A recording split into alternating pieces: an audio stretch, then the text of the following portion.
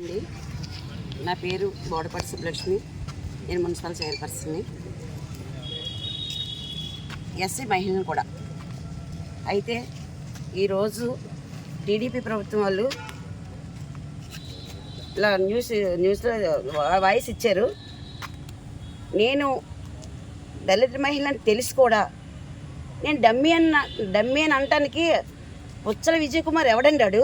వాడు పుచ్చకాయ పగిలిపోయేటట్టు మట్టుకి ఆడికి.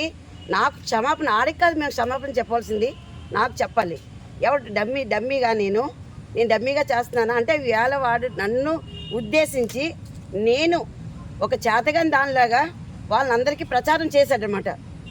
ఇది చేసింది వాడు టీడీపీ వాడు అయితే అవ్వచ్చు, కాదని అనట్లేదు.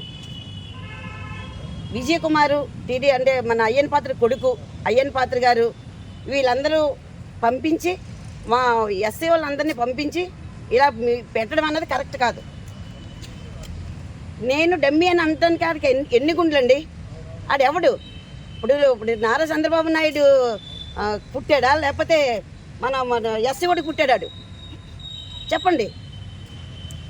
ఎక్కడో వైజాగ్ నుండి వచ్చి ఇక్కడ వచ్చి కోడిపెట్ల ఎమ్మెల్యే ఆడెవడండి అనటానికి? మా ఎమ్మెల్యేని విమర్శన చేయడానికి వాడికి ఎన్ని గుండెలు?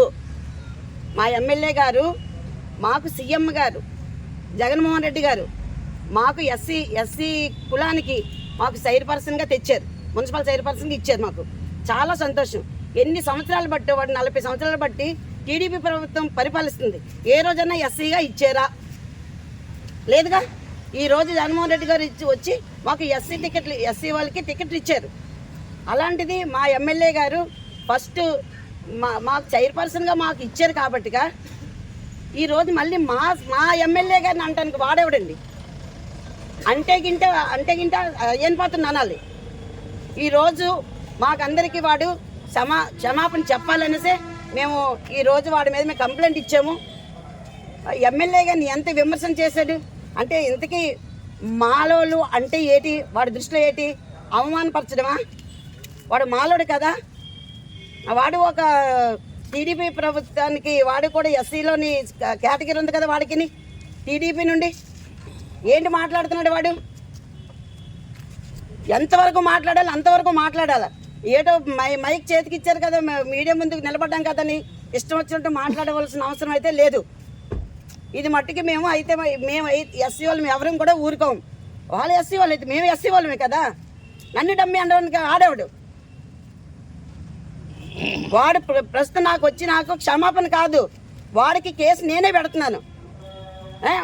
మా పెట్ల ఉమాశంకర్ గణేష్ గారిని కోడిపెట్టలోడా?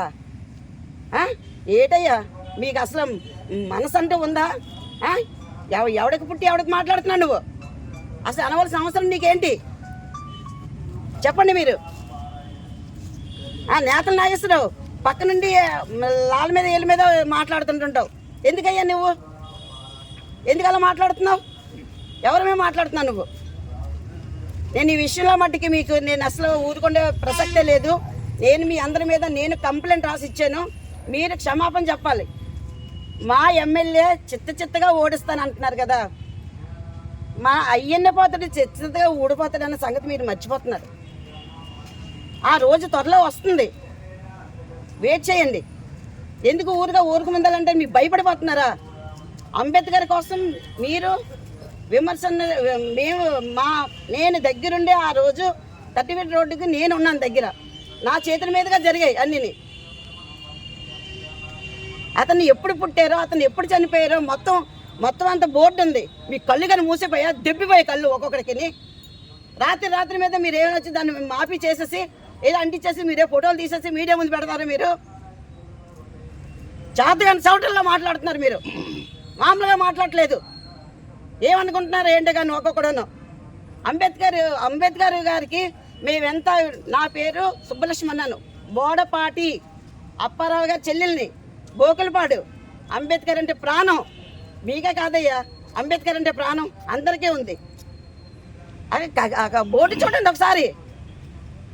మాయలు మంత్రాలు చేయవలసింది మీరు చేసి అదేదో మీడియా ఫోటో తీసి అదే మీరేం మీడియా ముందుకు పెట్టేస్తారా? ఎంత అన్యాయం ఇది! ఎవరో నాకు డమ్మీ చేసి ఎవరో నాకంటే ముందు పరిగెడేస్తే మట్టుకి మేము ఊరుతాం.